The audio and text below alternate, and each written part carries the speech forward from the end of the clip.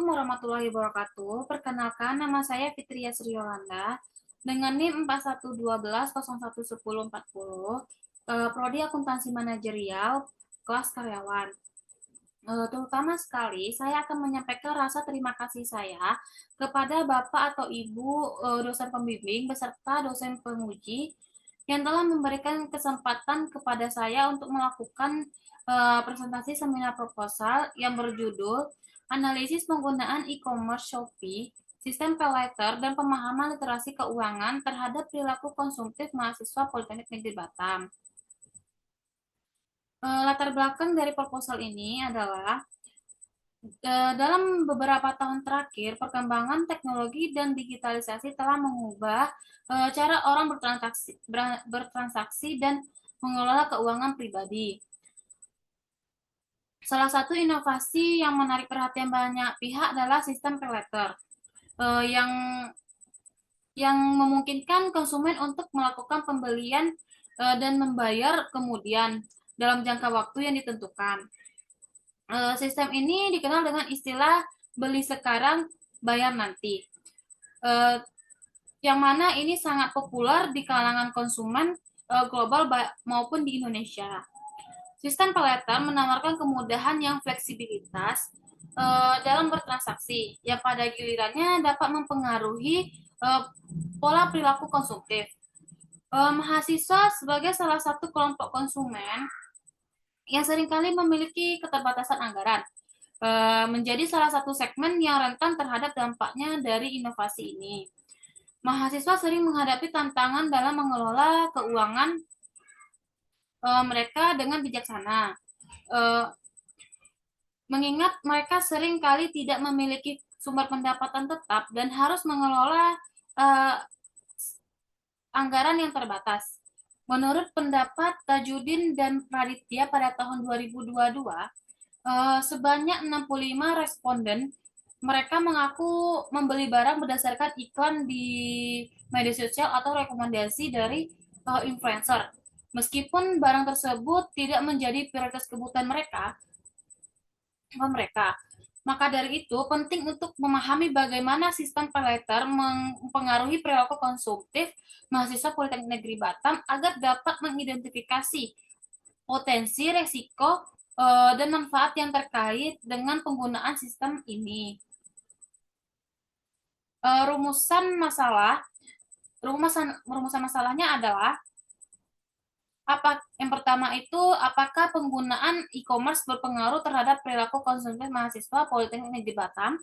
Yang kedua, apakah fitur sistem pay later berpengaruh terhadap perilaku konsumtif mahasiswa Politeknik Negeri Batam?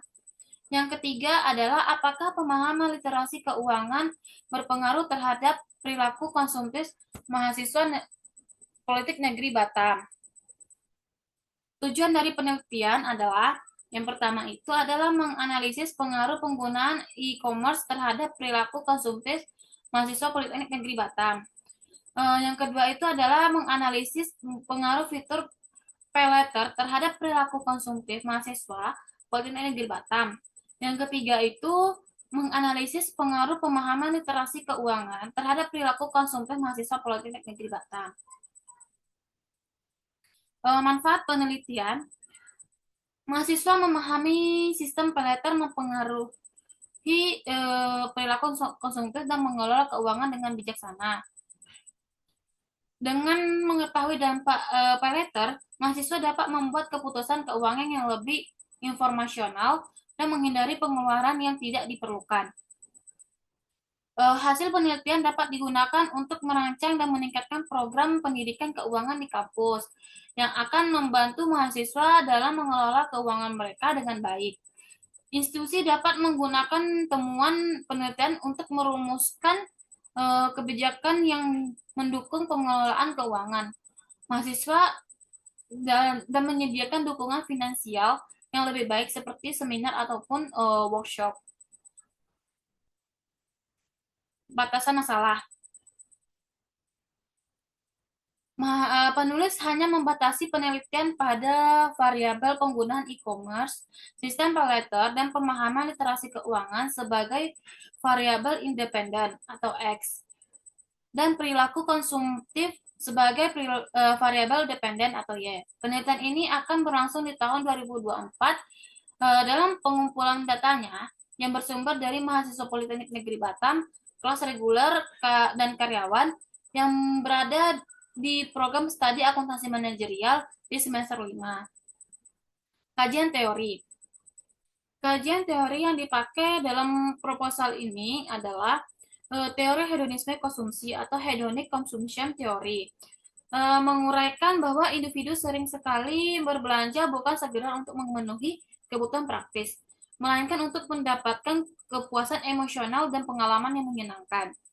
Aktivitas konsumsi ini erat kaitannya dengan kenikmatan psikolog, rangsangan sensoris, dan perasaan positif yang muncul selama atau setelah berbelanja. Kajian literatur. Kajian literatur itu ada 10. Yang pertama adalah pengaruh penggunaan e-commerce terhadap perilaku konsumtif mahasiswa Pendidikan Ekonomi Universitas IFET Semarang. Peneliti Mila Anggreni Kasidi Sri Widyanti pada tahun 2022. Yang kedua itu adalah analisis pengaruh e-commerce terhadap perilaku konsumsi mahasiswa studi kasus pada mahasiswa program studi bisnis digital Universitas Bumi Gora. Peneliti adalah Rahman Prasetyo, Rina Komala, Widya Febriana pada tahun 2023. Yang ketiga itu adalah pengaruh literasi keuangan, penggunaan Shopee Paylater, dan lifestyle terhadap perilaku konsumtif mahasiswa. Peneliti adalah Sulistyo 2024. Yang keempat itu adalah pengaruh fitur Shopee Paylater, literasi keuangan, dan gaya hidup terhadap perilaku konsumtif berbelanja online di Shopee. Studi kasus pada mahasiswa Universitas Pelita Bangsa program studi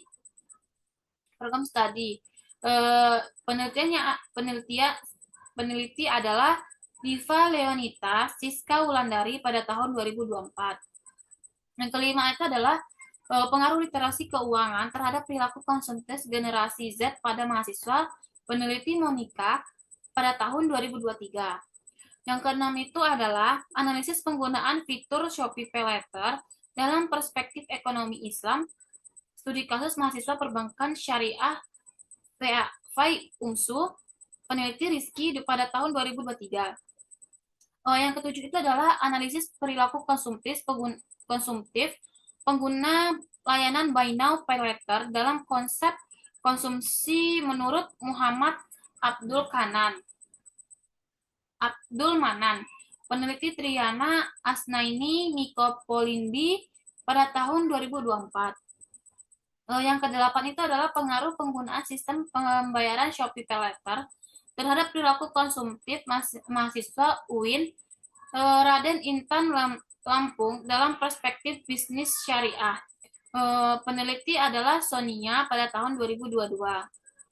Yang kesembilan itu adalah fenomena penggunaan e-commerce terhadap perilaku konsumtif mahasiswa. Peneliti adalah Dwi Sartika pada tahun 2024.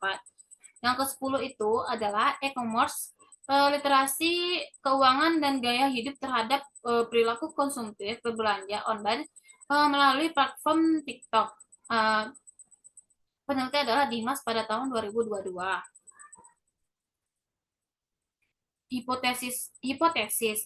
Hipotesis yang saya dapat ada 3, yaitu H1, penggunaan e-commerce berpengaruh terhadap perilaku konsumtif mahasiswa Politeknik di Batam, di mana penggunaan e-commerce memiliki kaitan erat dengan teori hedonisme konsumsi hedonic consumption theory yang menjelaskan bagaimana konsumen melakukan pembelian tidak hanya untuk memenuhi kebutuhan fungsional, tetapi juga untuk mendapatkan kenikmatan, kepuasan emosional, dan pengalaman positif.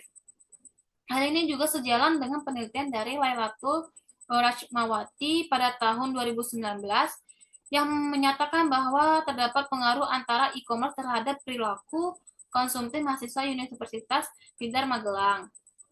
H2-nya, sistem paylater berpengaruh terhadap perilaku konsumtif mahasiswa Politeknik Negeri Batam, di mana sistem paylater sangat berkaitan dengan teori hedonisme konsumsi atau hedonic consumption theory yang berfokus pada pencarian kenikmatan dan kepuasan emosional melalui aktivitas konsumsi, bukan sekedar pemenuhan kebutuhan fungsional. Dalam konteks pay later, konsumen sering sekali terdorong oleh dorongan emosional dan sensasi kepuasan instan yang dihasilkan dari membeli barang yang diinginkan tanpa harus membayar segera. Hal ini sejalan dengan penelitian dari Utami et al. Tahun 2023 yang menyatakan bahwa terdapat pengaruh antara pay later dengan perilaku konsumtif mahasiswa pada perspektif ekonomi Islam. Ketiganya adalah pemahaman literasi keuangan berpengaruh terhadap perilaku konsumtif mahasiswa.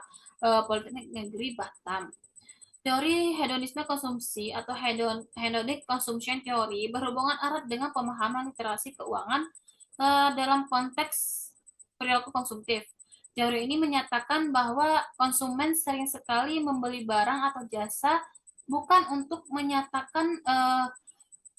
memenuhi kebutuhan fungsional, tetapi untuk mencari kenikmatan emosional atau kepuasan yang diperoleh dari pengalaman konsumsi itu sendiri. Ketika dikaitkan dengan literasi keuangan, pemahaman yang baik tentang pengelolaan keuangan dapat membentuk cara seseorang merespon konsumsi hedonis. Hal ini juga sejalan dengan penelitian dari Prihatini dan Irianto pada tahun 2021 yang menyatakan juga adanya dampak signifikan antara literasi keuangan terhadap perilaku konsumtif. Operasional variabel. Yang pertama itu ada e-commerce atau X1. E-commerce atau perdagangan elektronik merujuk pada kegiatan jual beli barang dan jasa melalui internet. Yang kedua itu adalah sistem pay later atau X2. Sistem pay later adalah metode pembayaran yang memungkinkan konsumen untuk membeli barang atau layanan sekarang atau membayar nanti, baik dalam jangka waktu yang tertentu ataupun cicilan. Yang ketiga itu adalah literasi keuangan atau X3. Literasi keuangan adalah kemampuan seseorang untuk memahami, mengelola, dan memanfaatkan informasi serta produk keuangan dengan bijaksana. Yang terakhir itu adalah perilaku konsumtif atau Y. Perilaku konsumtif merujuk pada kebiasaan individu dalam menghabiskan uang untuk membeli barang atau jasa.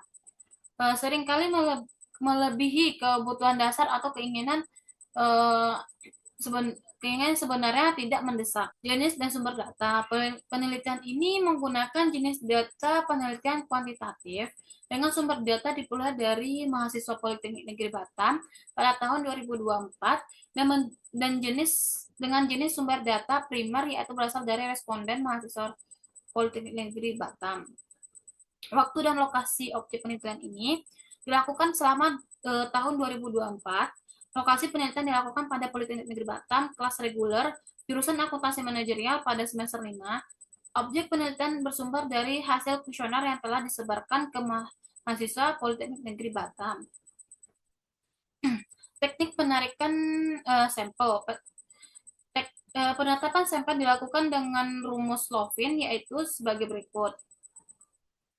Di mana jumlah populasi dibagi 1 ditambah jumlah populasi dikali dengan margin error kuadrat. Adapun kriteria dalam penarikan sampel, yang pertama itu mahasiswa Politeknik Negeri Batam dengan jurusan manajemen bisnis, program atau studi akuntansi manajerial, kelas reguler dan karyawan pada semester 5. Yang kedua itu mahasiswa yang menggunakan e-commerce. Yang ketiga adalah mahasiswa yang menggunakan fitur pay later. Dari kriteria di atas diperoleh bahwa mahasiswa pada kriteria 1 sebanyak 233 mahasiswa sebagai populasi penelitian, sehingga diperoleh sampel penelitian sebagai berikut. Dari perhitungan diperoleh hasil sebesar 147 sehingga penelitian akan mengumpulkan 147 responden yang menjadi data pada penelitian ini. Perhitungannya itu di mana 233 populasi dibagi dengan satu baru ditambah dengan 233 populasi dan dikali 0,05 kuadrat. Lalu dapatlah sebesar 147 responden. Teknik pengolahan data. Teknik pengolahan data pada penelitian ini dilakukan dengan alat pengolahan angka Microsoft Excel 16 sebagai alat bantu pengumpulan hasil kuesioner. Selanjutnya data dianalisis menggunakan software analisis SPSS 25 sebagai alat analisis dan uji statistik data. Software analisis ini termasuk alat analisis data yang cukup valid sehingga hasil yang didapat termasuk dalam hasil yang objektif dan representatif. Dalam kemudian dilakukan untuk mengetahui validnya suatu data. Teknik pengolahan data ini ada dua, yaitu uji validitas dan uji reliabilitas. Uji validitas ini digunakan untuk menguji apakah data tergolong valid. Pengujian dikatakan valid jika nilai R hitung lebih besar dari R tabel. Responden sebanyak 80 responden dengan nilai R tabel sebesar 0,219. Uji reliabilitas merupakan uji yang bertujuan mengukur konsistensi kuesioner yang digunakan pada penelitian ini. Uji reliabilitas dikatakan reliable jika nilai Cronbach alpha bernilai besar dari R tabel. Teknik analisis data. Teknik analisis data ini ada 5. Yang pertama itu uji statistik deskriptif. Digunakan untuk memberikan gambaran mengenai variabel yang digunakan dengan pengukuran rata-rata mean, standar deviasi, nilai minimum dan maksimum dalam data dengan jumlah sampel yang dimiliki. Yang kedua itu ada uji asumsi klasik dibagi menjadi 3, yaitu uji normalitas, uji multikolenialitas, dan uji heteroskedastisitas. Uji normalitas ini dilakukan untuk mengetahui normal atau tidaknya data yang diteliti, di mana hal ini penting dilakukan untuk mendapatkan hasil yang konkret dalam penelitian. Lalu yang kedua itu ada uji multikolenialitas, digunakan untuk memberikan penjelasan yang mengetahui apakah di antara ketiga variabel independen pada penelitian ini memiliki unsur yang sama. Yang ketiga itu adalah uji heteroskedastisitas, adalah uji yang harus dipenuhi dalam analisis regresi untuk mengetahui bahwa data yang digunakan tidak dalam analisis model regresi. Karena jika suatu data termasuk dalam regresi, maka artinya data tersebut terdapat pembiasan dan penyimpangan sehingga kemungkinan data tidak konsisten. Yang ketiga itu adalah uji regresi linear berganda. Uji regresi linear berganda dilakukan dalam penelitian untuk menguji apakah variabel independen dan dependen yang terhubung secara garis lurus. Uji ini dapat dilakukan sebagai uji pengaruh untuk menilai hipotesis yang telah dibentuk. Ketentuan uji regresi linear berganda yaitu jika nilai sig deviation yang terdapat dalam hasil output SPSS dalam tabel ANOVA memiliki nilai lebih dari 0,05 atau dan nilai A sebesar 5% atau 0,05, maka terdapat pengaruh atau hubungan antar kedua variabel. Yang keempat itu ada uji hipotesis, ada uji parsial atau uji T. Uji T ini digunakan dalam penelitian untuk menguji seberapa bebas atau suatu variabel dependen secara individual dalam menjelaskan dan mendukung variabel dependen. Yang kelima itu adalah uji koefisiensi determinasi atau R2. Digunakan untuk mengetahui seberapa kuat hubungan antara variabel-variabel terkait yang berbeda. Ketentuan dari uji R2 ini adalah koefisiensi determinasi berkisar dari 0 sampai 1 hingga hasil koefisiensi determinasi suatu persamaan regresi mendekati 0. Maka semakin kecil pengaruh variabel dependen X terhadap variabel dependen Y. Selanjutnya, jika regresi hasil konvensi determinasi suatu persamaan regresi mendekati 1, maka semakin tinggi pula nilai pengaruh faktor variabel independen X terhadap variabel dependen Y. Lalu ada lampiran saya yaitu kuesioner yang telah saya buat dan sudah saya lampirkan seperti berikut. Yang pertama itu petunjuk bagaimana cara pengisian dan skalanya. Lalu ada bagian satu itu ada data demografi. Yang bagian dua itu ada e-commerce-nya. Yang ketiga itu ada sistem payletternya. Yang keempat itu adalah pertanyaan tentang literasi keuangan. Lalu perilaku konsumtif. Sekian presentasi saya, lebih dan kurang saya mohon maaf. Saya sadar proposal saya masih jauh dari kata sempurna. Dan bila ada kata yang salah, baik yang disengaja pun tidak, mohon dimaafkan. Assalamualaikum warahmatullahi wabarakatuh.